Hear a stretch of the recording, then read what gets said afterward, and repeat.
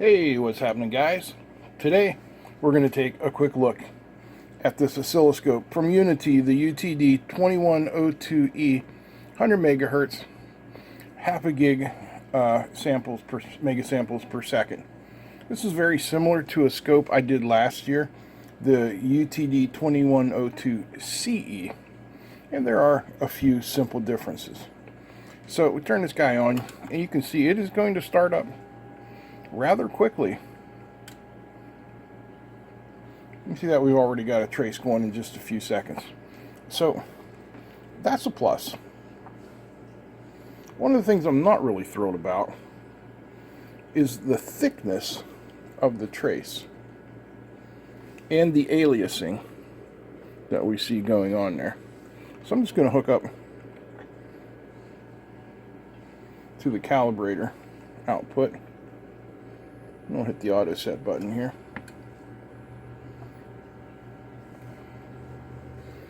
Still needs a little bit of adjustment. Got a little bit of overshoot there. But let's come in here and get a little bit closer look at the screen. So this is a pretty basic scope. It sells for right around $200 US. And this is from Banggood, and they sent this out to us free of charge for our consideration. So I'd like to thank them for that, and this will be one of the prizes I'm going to give away when we reach 100,000 subscribers. We're at a little over 93,000 now, so 7,000 subscribers to go, and you could end up with this scope if you're a subscriber. So anyway, as we take a look at this here, you can see with the bandwidth limit off, we have a lot of aliasing. Gets a little bit better with the bandwidth limit on, but for a 1K signal, it's just not that good. I mean, it's okay, but in this price range, say the sub $300 price range, you can find better. I hate to say that about any product, but you can find better.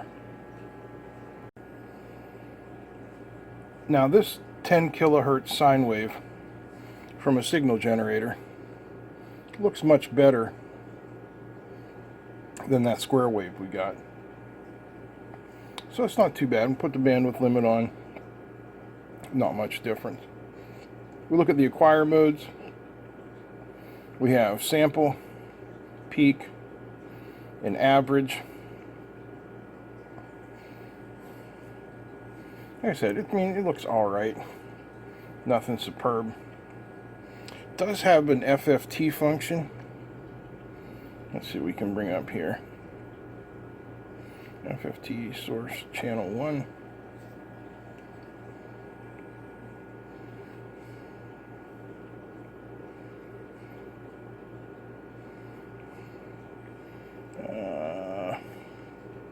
Display, vector, persistence.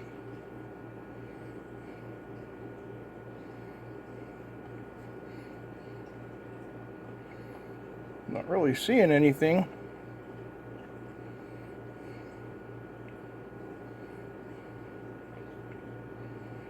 I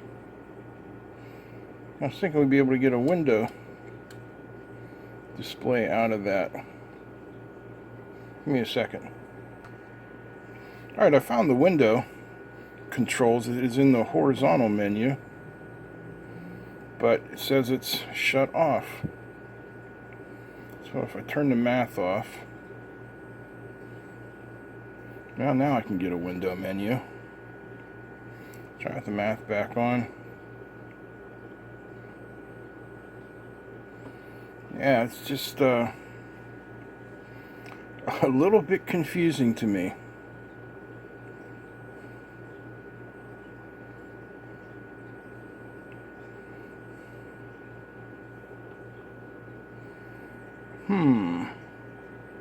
Very odd. Let's try a little FM modulation. There's 100 hertz FM modulation. Try some AM modulation.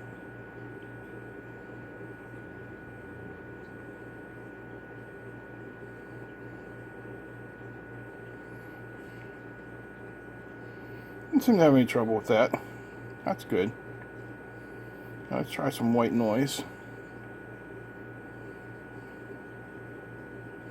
Some pink noise.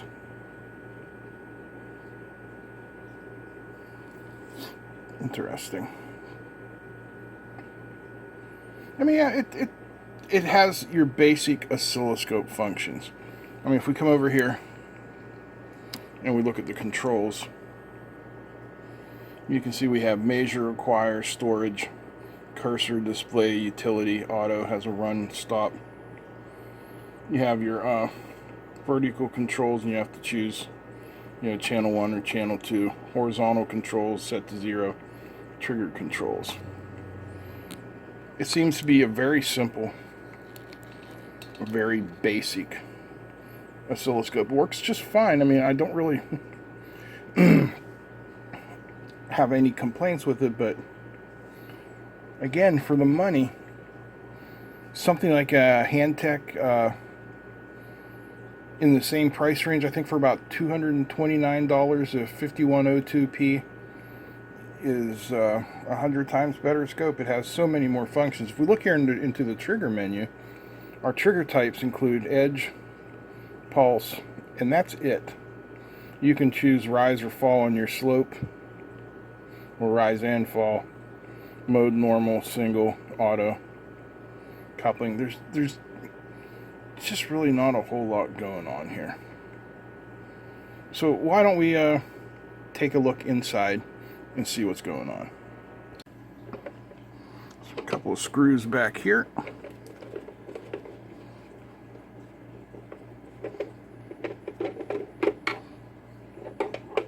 Get them out.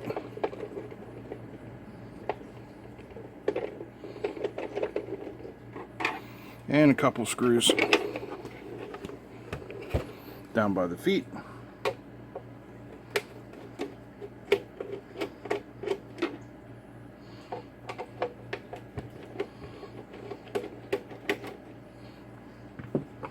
And the warranty void sticker. Oh, there went the warranty. That's a shame.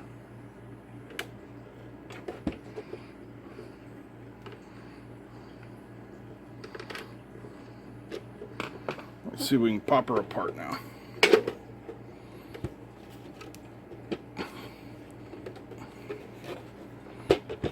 Feels like these screws up here are not quite out yet.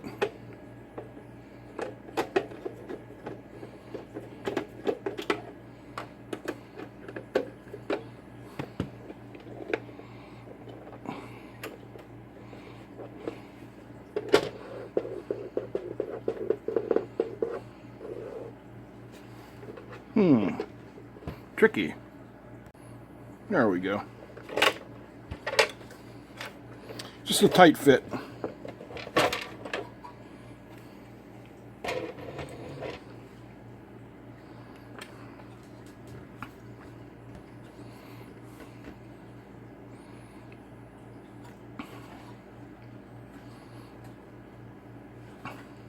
All right, more screws.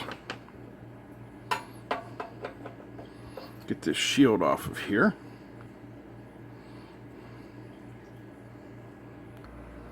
Alrighty. So you can see we have a two-board construction. We have our power supply board here, and then we have our logic board down here. Our front end is shielded under this can. And let's take a look at the screws they used. Those are called trumpet head or bugle head screws. They're the wrong screws for that. Not a lot of thought was put into there. Looks like we have a Spartan FPGA as the brains of the unit.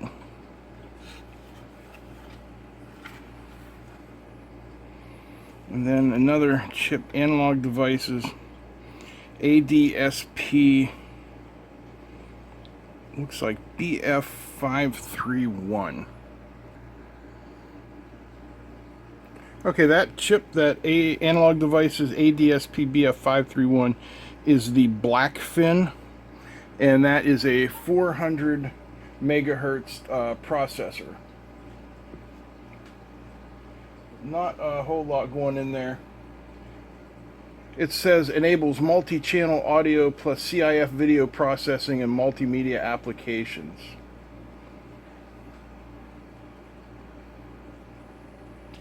Let's see what else I can find out about it. Not a lot. So, again, this is bottom of the barrel, as cheaply as somebody can make a benchtop oscilloscope.